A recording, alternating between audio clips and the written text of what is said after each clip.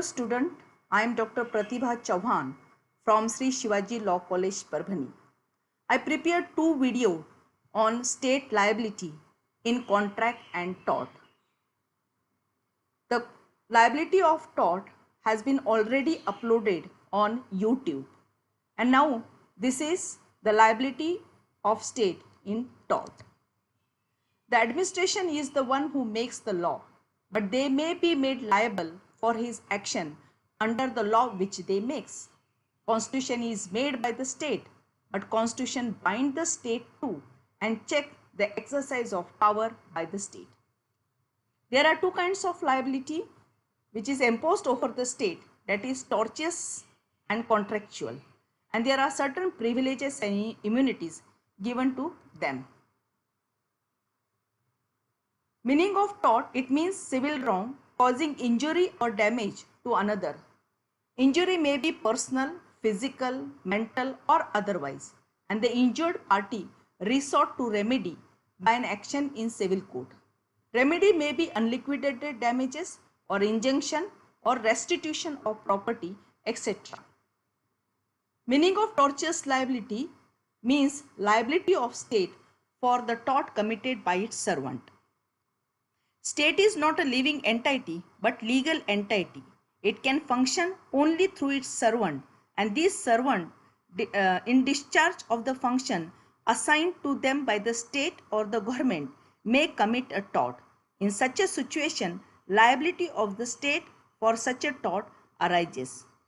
Article 300 of the Constitution of India deals with the extent of liability of the Union of India and the government of state, but it does not lay down liability in specific term.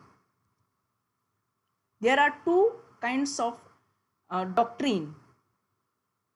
They are respondent superior, and it means let the principal be liable.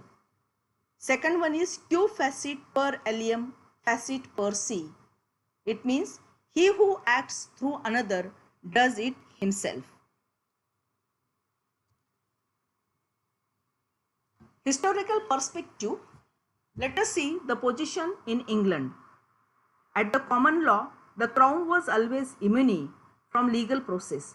In England, crown or the state enjoy complete immunity for the tort committed by its servant, based on the maxim, the king can do no wrong. In a course of time, with the increase in function of the government and expansion of the government machinery, such immunity was found to be impracticable in the interest of justice and social security. Consequently, Crown Proceeding Act 1947 was passed and the immunity was withdrawn. As per section 2, subclause 1 of the Act, Crown is vicariously liable like an ordinary individual or any other employer for the tort committed by its servant. In America, the Federal Tort Claim Act 1946 defined tortious liability of the government in the cases of common law duties. The USA government is liable to the same extent as a private individual under like circumstances. Now, position in India, unlike the Crown Proceeding Act, in England, we do not have any statutory provision mentioning the liability of state in India. Tortious liability of government has been seen much before 1858. The Government of India Act 1858 in its section 65 took that liability. The same liability had been incorporated in section 32 of the Government of India Act 1915. It was incorporated in section 176 of the Government of India Act 1935. Finally, it has been incorporated in Article 300 of the Constitution. Let us see the two cases before the Constitution. First, judicial interpretation of state liability during the East India Company was made in John's tort case in 1775. It was held for the first time that a Governor General in Council had no immunity from court jurisdiction in cases involving the dismissal of government servant. Next case is in Modley versus East India Company 1775. The Privy Council expressed the opinion that common law doctrine of sovereign immunity was not applicable to India. Position of state liability after the Constitution of India. The government is not liable to answer in damages for its sovereign act. In such a case, the officer through whom such an act is also immune. In other case, action will lie against the government as well as the officer personally, unless the act has been done bona fide in the performance of duties imposed by a statute. Second one is he is judicial officer within the meaning of Judicial Officer Protection Act 1850. This act gives absolute immunity from a civil proceeding to judicial officer for act done in discharge of his official duty. But any civil action, whether in a contract or in tort, against a public officer in respect of any act purported to be done by such a public officer in his official capacity is subject to the procedure limitation in section 80, 81, 82 of the CPC, which includes a 2-month notice as a condition precedent to suit. Now we will be seeing sovereign and non-sovereign function in different case law.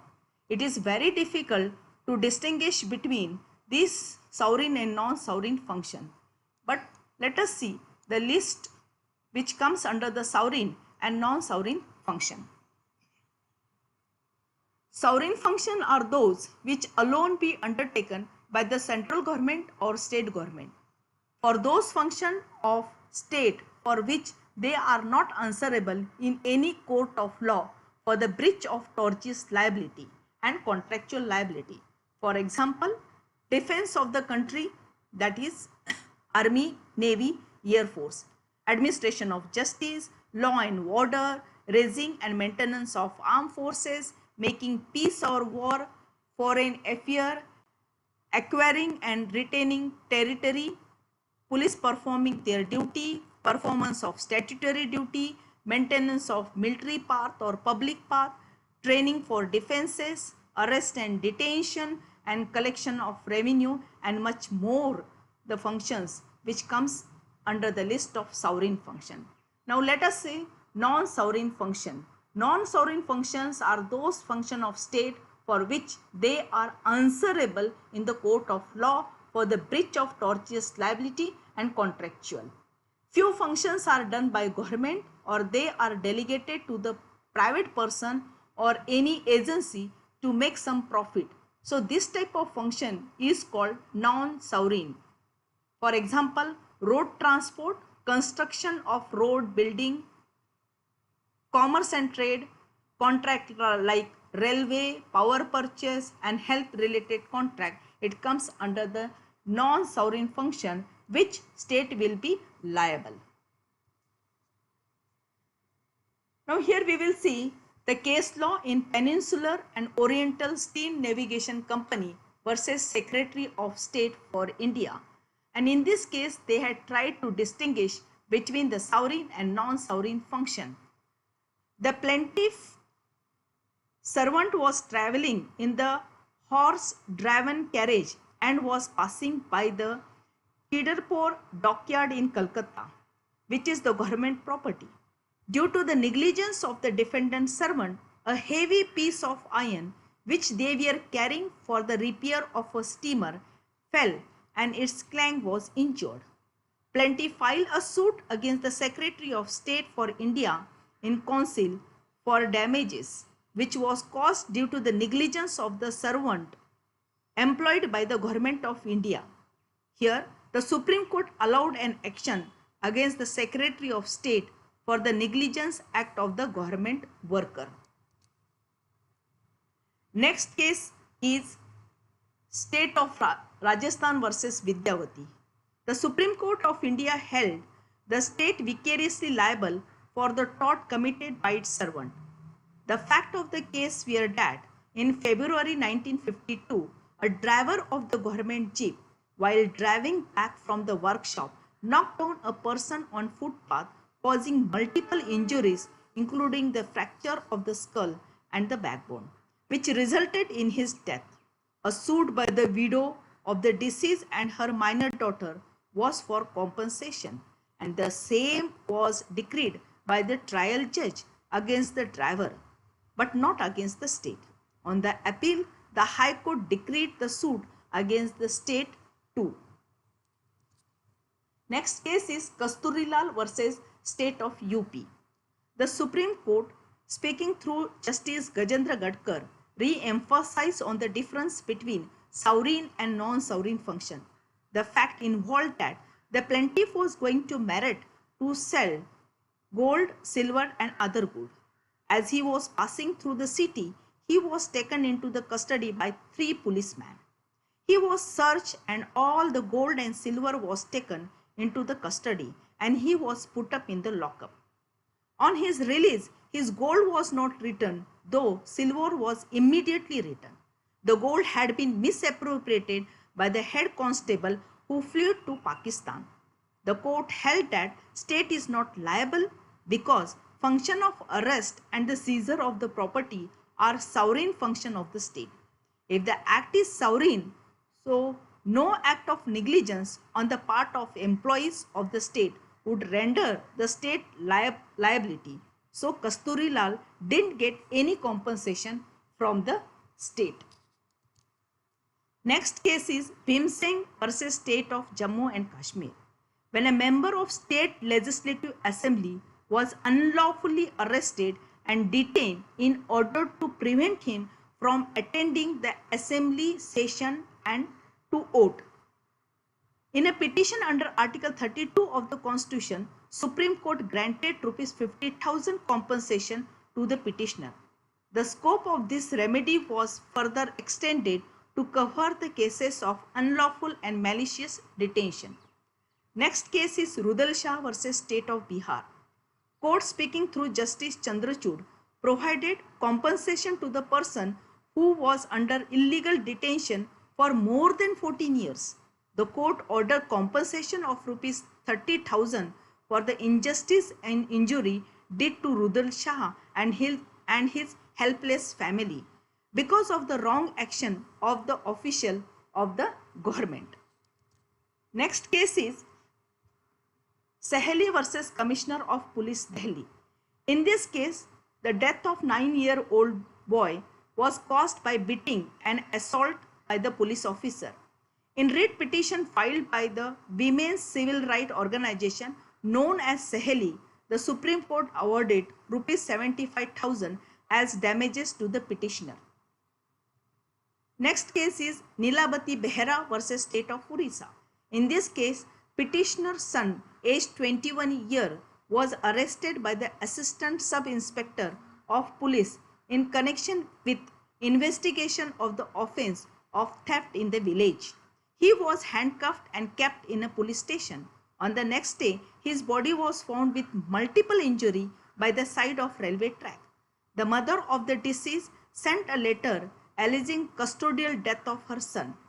She claimed a compensation on the ground of violation of fundamental right, that is Article 21, and then the court awarded Rs 1,50,000 as a exemplary damages.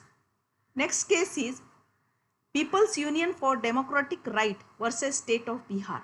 About 700 poor peasants and landless persons had collected for a peaceful meeting. Without any previous warning by the police, they opened a fire, as a result of which at least 21 persons, including children, died and many more were injured. The People's Union of Democratic Rights filed an application before the Supreme Court under Article 32 of the Constitution claiming the compensation. The court held Rs 20,000 for every case of death and 5,000 for every case of injured person. Next case is Union of India versus Savita Sharma. The Jammu and Kashmir High Court had held that the driving of a military truck to railway station to bring the Jawan to the unit headquarters is performing a non-sovereign function, and therefore if the respondent get any injury while the truck is being so driven, but still C is entitled to get the compensation. Next is Satyavati Devi versus Union of India. An Air Force vehicle used for carrying hockey and basketball team caused accident and due to the negligence of the driver. Death was cause of the plaintiff husband. The court held the state liable since the act of carrying team to play matches could be performed by the private individual and it was not a sovereign function, and as such the government was liable to pay the compensation to the wife.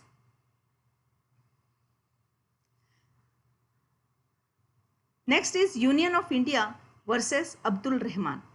It has been held that the driving of a water tanker belonging to the Border Security Force by a BSF driver is non-sovereign function and the state is liable for the damage caused by negligent driving of the tanker.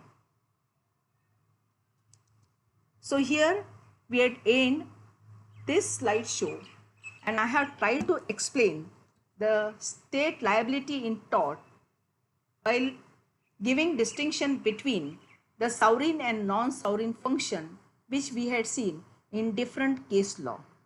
Thank you.